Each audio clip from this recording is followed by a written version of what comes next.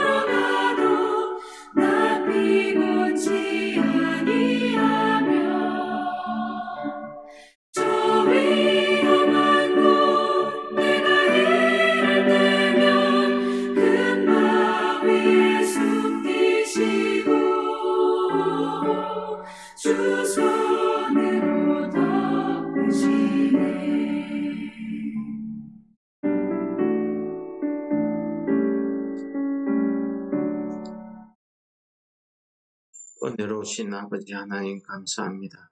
오늘 하루도 저희들에게 이 한날을 허락하시고 우리가 이 땅을 살아갈 때에 우리가 오늘 하루도 하나님 그 베풀어 주시는 은혜 가운데 살게 하여 주시옵소서. 우리가 믿음이 연약하여서 하나님의 그 뜻을 다 알고 행하지는 못하나 우리가 이 땅을 살아가면서 우리가 가는 곳곳 위험한 그곳에 이를 때마다 주의 은혜의 손이 우리를 덮으시고 우리가 주의 은혜 안에 살아가는 이 한날이 되게 하여 주옵소서. 예수님 이름으로 감사 기도드립니다. 아멘. 예, 오늘 본문 말씀은 우리 욥기 21장입니다. 17절에서 26절을 읽도록 하겠습니다. 악인의 등불이 꺼짐과 재앙이 그들에게 닥침과 하나님의 진노하사 그들을 공고하게 하심이 몇 번인가. 하나님은 그의 죄악을 그의 자손들을 위하여 쌓아두시며 그에게 갚으실 것을 알게 하시기를 원하노라. 자기의 멸망을 자기의 눈으로 보게 하며 전능자의 진노를 마시게 할 것이니라. 그의 달수가 다하면 자기의 집에 대하여 무슨 관계가 있겠느냐. 그러나 하나님께서는 높은 자들을 심판하시나니 누가 능히 하나님께 지식을 가르치겠느냐. 어떤 사람은 죽도록 기운이 충실하여 안전하며 평안하고 그의 그릇에는 젖이 가득하며 그의 골수는 윤택하고 어떤 사람은 마음의 고통을 품고 죽음으로 행복을 맛보지 못하는도다. 이 둘이 매 한 가지로 흙 속에 눕고 그들 위에 구더기가 덮이는구나. 예, 오늘 본문의 말씀은 욥이 어제 우리가 생각했던 내용에 대해서 계속해서 친구들에게 질문을 던집니다. 어제는 악인들이 반드시 하나님께 심판받는다는 그 친구들의 주장에 대해서 현실적으로 이 땅에서 악인이 심판을 받고 징계받는 경우를 보지 못했다.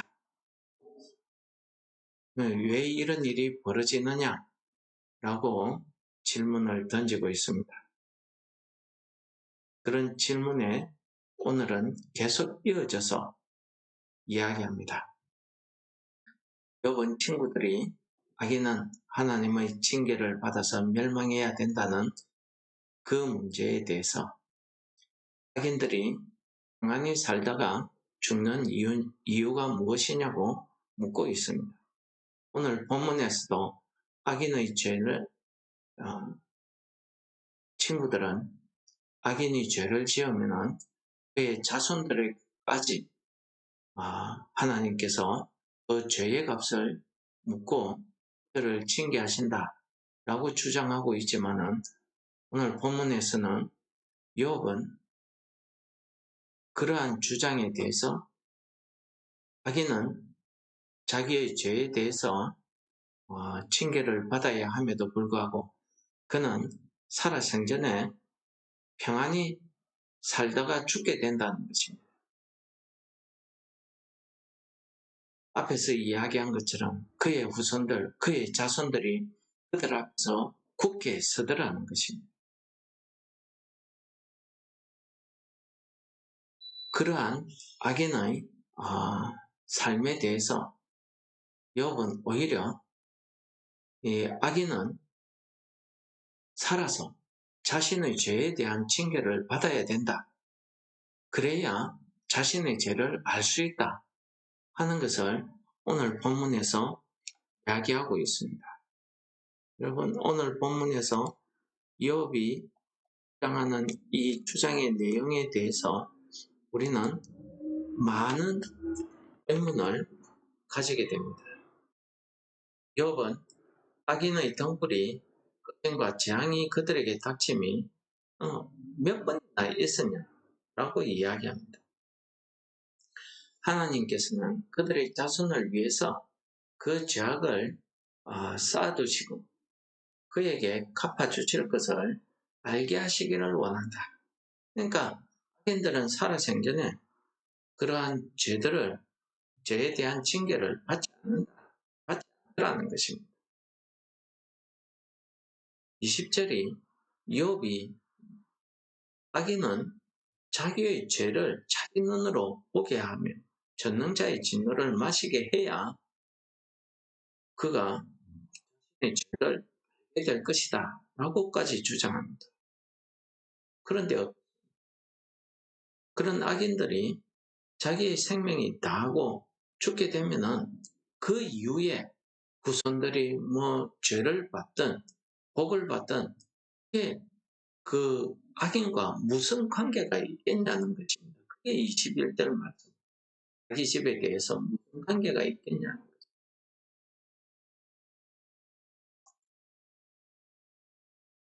여러분, 욥의 친구들도 그렇고 욥도 그렇고 이 어려운 문제에 대해서 현재 이 문제를 해결하지 못하는 그런 이유가 무엇이겠습니까? 욥은 현실의 삶에 그 초점을 두고 이야기하기 때문에 자신이 당하는 이 고난에 대한 문제까지도 이해를 하지 못하고 있는 거예요. 영적인 그런 부분보다는 물질적인 부분에 그가 초점을 두고 판단하기 때문에 한계에 부딪히는 것입니다. 우리는 이 세상에서 잘 살다가 우리가 내세 죽음 이후에 지옥으로 가는 것을 우리는 축복이라고 하지 않습니다. 그것을 저주다, 벌받았다. 우리가 이렇게 보는 거지.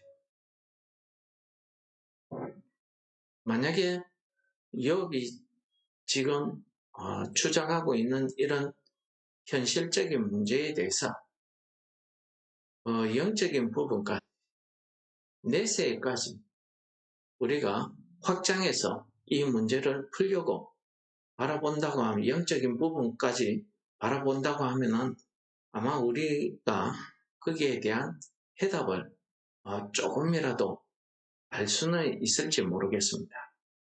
그러나 중요한 것은 하나님께서 욥이 주장하듯이 악인이 현실 속에서 평안히 살다가 죽는 것, 또 의인이 고난 고통 속에서 살다가 죽는 것, 이해되지 않는 이런 하나님의 섭리를 우리가 어떻게 받아들여야 되느냐 하는 것입니다. 이것은 우리의 믿음을 어디에 두느냐에 따라서 달라진다고 생각이 됩니다. 우리의 신앙관이 욥이나 욥의 친구들처럼 현실적인 부분에 현실에 신앙관을 두게 되면은 욥이 제기하는 그런 질문에 대해서 우리는 답을 할 수 없게 됩니다. 그러나 우리가 이 현실에 벌어지는 이러한 여러 가지 어려운 문제를 뛰어넘어서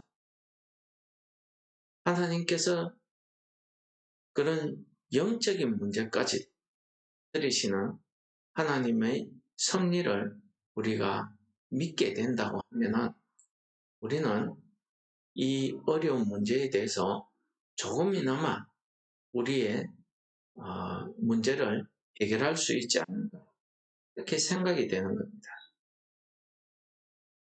예를 들어서 누가복음 16장에 보시면은 예수님께서 부자와 나사로에 대한 거지 나사로에 대한 이야기를 우리에게 들려줍니다. 부자는 이 땅에 살면서 그가 아주 평안하고 풍부한 부족함 없는 그런 복을 누리다가 성경에서는 부자가 무슨 죄를 지었다, 무슨 일을 했다 이런 말은 하나도 없습니다. 그냥 부자는 이 땅에서 평안히 살다가 죽었습니다. 거지 나사로는 어떻습니까? 그는 이 땅에서 부자의 대문간에 살면서 그는 온갖 질병에 헌대의 질병이 있어서 심지어 그 부잣집 개들이 그의 몸을 핥더라 라는 표현까지도 넣습니다. 그 고통 속에 살다가 근데 무슨 이유에서인지 그 죽은 거지 나사로는 천국에 가서 아브라함의 품에 안겨서 큰 위로와 평안을 얻습니다. 근데 부자는 어떻습니까? 타지 꺼지지 않는 그 지옥불에서 괴로움을 당하고 있습니다. 그러면서 아브라함을 바라보며 아버지여, 그 나사로의 새끼손가락에 물 한 방울 찍어서 내게 주시면은 내가 이 고통에서 조금 풀려날 것 같습니다. 내 혀가 서늘할 것 같습니다. 라고 이야기합니다.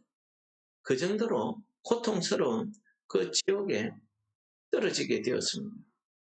무엇을 우리가 이야기하는 것입니까? 우리의 믿음, 우리의 신앙관이 이 현실적인 문제에만 머물러 있다고 합니다. 현실에서 성공하고 축복받고 내가 부자가 되고 하는 것을 하나님의 축복이다 라고 해석하게 된다면 우리는 이것과 같은 문제를 의문을 제기할 수밖에 없게 됩니다. 또한 반대로 열심히 신앙생활하고 하나님 앞에 기도하고 그렇게 착하게 사는데도 불구하고 실패하고 좌절하고 고통당하고 어려움 속에 살다가 죽는다고 하면 우리는 그 삶을 무엇이라고 해석하겠습니까? 바로 욥이 제기하는 그런 문제 아니겠습니까? 이런 모든 문제에 대해서 우리는 하나님의 그 섭리, 하나님의 뜻을 우리는 이해할 수 없습니다. 깨달을 수 없습니다. 그렇기 때문에 욥이 제기하는 이 문제에 대한 답을 우리가 할 수 없는 것입니다. 오늘 본문의 22절, 22절에서 뭐라고 합니까? 하나님께서는 높은 자들을 심판하시나니 누가 능히 하나님께 지식을 가르치겠느냐? 여러분, 무슨 말씀입니까? 하나님의 그 섭리는 누가 우리가 이해를 다 하지 못한다는 것을 이야기합니다. 그래서 로마서 11장에서는 하나님의 이 섭리에 대해서 이렇게 이야기하고 있습니다. 하나님이 모든 사람을 순종하지 아니하는 가운데 가두어 두심은 모든 사람에게 공유를 베풀어야 하십니다. 여러분, 현실의 삶에 악인이 평안히 사는 것, 의인이 고통받는 것, 이런 모든 것들은 바로 하나님께서 그들에게 공유를 베푸심임을 알게 하기 위함이었다. 즉, 공유이 무엇입니까? 하나님의 은혜, 하나님의 사랑입니다. 그걸 깨닫기 위함이었다. 라는 것을 이야기합니다. 그러면서 로마서 11장 그 다음 33절에는 무엇이라고 이야기합니까? 깊도다 하나님의 지혜와 지식의 풍성함이며 그의 판단은 헤아리지 못할 것이고 그의 길은 찾지 못할 것이다. 그렇습니다. 우리가 현실의 눈으로 내 생각, 내 지식으로 하나님의 섭리를, 하나님의 지혜를 깨달으려고 하면은 우리는 그 하나님의 지식, 지혜를, 하나님의 뜻을, 그 섭리를 알 수 없다는 것입니다. 이것이 우리의 한계라는 것입니다. 그러나 분명한 것은 우리 인생에 벌어지는 이런 이해하지 못할 이런 모든 일에 대해서 하나님께서는 반드시 우리에게 은혜를 베풀어 주실 것을 이야기하고 있는 말씀이 오늘 본문 말씀입니다. 하나님의 이 섭리가 무엇입니까? 로마서 11장 36절 마지막 절에는 이렇게 이야기합니다. 이는 만물이 주에게서 나오고 주로 말미암고 주에게로 돌아갑니다. 그렇습니다. 모든 것이 다 하나님에 의해서 이루어진다는 것을, 우리의 삶을 다스리고 있다는 것을 말씀하고 있는 것 아니겠습니까? 그러므로 오늘 본문에서도 이야기합니다. 어떤 사람은 죽도록 기운이 충실하여 안전하고 평안하고 그의 그릇에 젖이 가득하며 그의 골수는 윤택하고 이렇게 축복받은 삶을 살고 어떤 사람은 마음의 고통을 품고 죽음으로 행복을 맛보지 못한다고 이야기합니다. 그러나 이 둘이 매 한 가지로 흙 속에 넣고 그들 위에 구더기가 덮인다. 무엇입니까? 인생의 결국은 현실을 어떻게 사느냐 중요한 것이 아니라 하나님의 섭리, 하나님의 뜻에 따라서 하나님 앞에 심판대 앞에 선다는 사실을 이야기하고 있는 것 아니겠습니까? 결국 우리의 삶은 매 한 가지라는 것입니다. 이런 진리를 깨닫게 되는 것은 우리의 믿음이 현실에 있는 것이 아니라 내세에 영적인 것에 우리의 신앙관이 있을 때에 우리의 믿음이 하나님의 그 섭리에 순종하게 된다는 것을 이야기하는 것입니다. 우리의 삶이 현실에 이러하든 저러하든 상관없이 결국은 인생이 가는 길은 하나라는 것입니다. 그렇다고 하면은 우리는 하나님의 섭리, 하나님께서 이 세상을 다스리는 그 하나님의 뜻을 우리가 알기를 소원하고 그 뜻을 인정하며 그 하나님의 길에 순종하는 것, 이것이 우리가 살아가야 되는 길이며 우리의 믿음이 되어야 될 줄을 믿습니다. 그러므로 오늘 하루도 우리는 이 현실적인 것을 뛰어넘어서 영적인 소망을 가지고 내세를 바라보는 이런 믿음으로 오늘 하루도 하나님께서 어떠한 섭리 가운데 우리를 인도하시고 우리를 다스리시는가 하는 그 하나님의 뜻을 깨닫는 그런 은혜가 우리에게 있기를 오늘도 이러한 하나님의 은혜 가운데 평안을 누리시는 여러분들 되시기를 이 말씀을 묵상하면서 같이 기도하시겠습니다.